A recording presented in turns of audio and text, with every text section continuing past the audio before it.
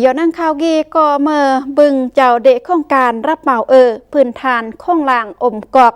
ซึ่งย่องผลิตภัณฑ์โตโยลาวเบือนเดยูรกวดกามาตรฐานเดะท่ออมกาลจีเดืองยองกูดดะโครงการเดยามสวดมือที่15:10 กีทันพ่อมาแววระวันหัวหน้ากรมอมประปากระทรวงโยธาธิการกับรถส่งพร้อมกับบึงเจ้าเด็กโครงการระบบอมกอกยัดดาเมืองซ้ำเหนือกับเมืองส้มเป่าแขวงหัวพันบึงบริษัทซึ่งรับเหมาผักส่วนสารพิศอบเบือนเดยูรโซโลตระเปียนมุเรียนดากลุ่มบริษัทสัญญวงศ์กับโรงงานอุตสาหกรรมโตโยลาวจำกัดมือกลยัดดาซึ่งเมื่อบึงเจ้าเด็กโครงการเกยเซผลิตภัณฑ์วัสดุประเภทท่ออมเดโตโยเดโรงงานกินีโอกาสกีทานพ่มมาแววระวันหุนากรมอมประป่าเบือนได้เล่ารอดดาบมอนจุดจะเบือนดาการจูดตะกีก็เพื่อตระเปียนเราตระเกิดต่อกับกลุ่มบริษัทสัญญวงศ์ซึ่งกุญซากลุ่มบริษัทกีหลอดสามารถผลิตภัณฑ์เครื่องเต้ไกลผู้เด็กก่อเมอประเภทโทซึ่งเบือนมาตรฐานสากลรับเส้สังคมอย่างว่าวางทุกเสมอแต่งอันมักโครงการดิผักลัดกับเอกชนหล่อดื่มเวรกายเซผลิตภัณฑ์เด็กกลุ่มบริษัทสัญญวงศ์มากเขื่อนด้านนี้กรมอมประปากระทรวงโยธาธิการกับรถส่งกมไม่กรมซึ่งเบือนได้เนียมเซยุตูลต่อมากโครงการมากบริษัทโมยยดนิกมกลุ่มบริษัทสัญญวงศ์ดกีก็เพื่อจุยงมดมาดดาการผลิตซึ่งเบือนมาตรฐานสากล ISO 9,000 โมย1กบาทวัน15พร้อมกับเมื่อก้านแดนนานเดืองกูดเครื่องอมกอกกายดาต่างประเทศรักษาการหัวไหลเด็กขโมยเรียนดานอกประเทศอันนับมือนับลุดยูรก็จะฝากไปให้ทางสังคมทั่วไปแล้วก็ผู้ให้ธุรกิจเกี่ยวข้องกับน้ำประปาบริษัทก่อสร้างบริษัทจำหน่ายเนาะก็อยากส่งเสริมผลิตภัณฑ์ลาวนั่นแหละโดยเฉพาะเป็นผลิตภัณฑ์ลาวที่เฮ็ดด้วยคนลาวได้ค้นคว้าได้บุกบืนด้วยคนลาวเฮาเนาะก็อยากให้ส่งเสริมโดยเฉพาะเป็นหลังจากที่พวกเขาได้มีการยั่งยืนคุณภาพแล้วแทดผ่านแล้วก็อยากให้สังคมใช้ทั่วๆไปเนาะ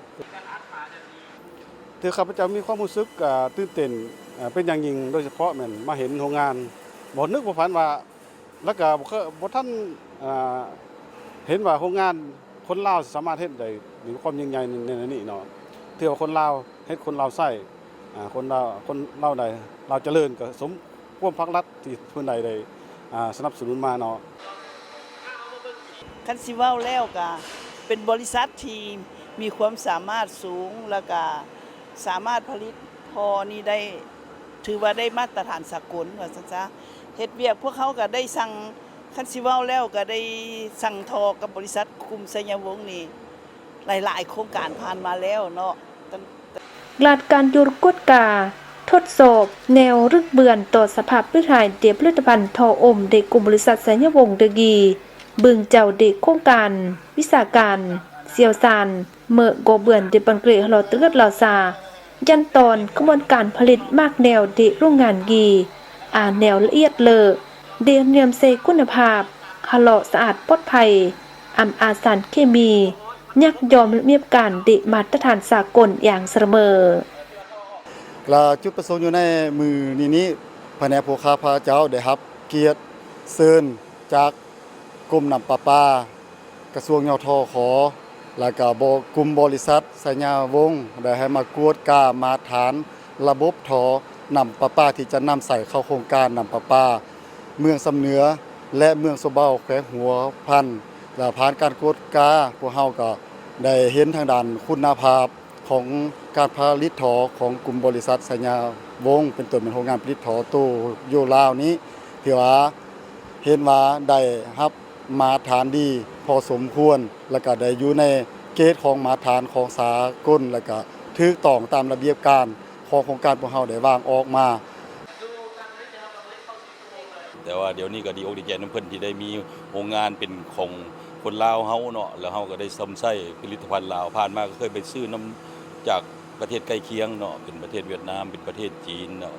วันนี้มาแล้วเฮาก็สมใช้ผลิตภัณฑ์ลาวแล้วมาเบิ่ง กวดกาเบิ่งโรงงานมื้อนี้ก็ถือว่าภูมิใจที่ว่าคนลาวเฮ็ดได้เนาะเพราะว่าการเบิ่งระบบโรงงานก็มีมาตรฐานเนาะแล้วมาเบิ่งการทดลองต่างๆก็ถือว่าตามกฎเกณฑ์ที่พวกเราต้องการก็ถือว่าผ่านหมด บูดแขวงหัวพันยัดดัชนากลาดยอ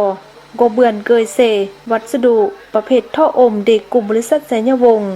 กูดดากโครงการระบบอมกอกยัดดากล่วงแขวงเมื่อจำนวนมากกายแล้วกลาดการติดตามดากการจะตั้งปฏิบัติกูนซาวัสดุท่ออมตุโยกีอาคุณภาพเลอดุกเสมออัมอามอนเดอร์อัมตันลาอัมตันปักไงอาแนวเรื่องเบือนต่อสภาพริรายเบือนเลอะดกเสมอดึงนี่ดึงครอบฝากกายโจรดักกลุ่มบริษัทกีตายโตยึดมันผลิตโทอันเบือนมาตรฐานอาคุณภาพเลอะเขื่อนปรยมังเพื่อรับเส้นสังคมลาวอันว่าวางเขื่อนตำบอแต่งอันยุงมาเต็มลาวอาเวียกลูกแตงและรับกูดดักก้อนกลางเพื่อแก้ไขหลอดทุกโรคเหมือนกับความขวัญซึ่งลาวซาลาวเฮ็ดลาวใดลาวใส่ลาวเจริญ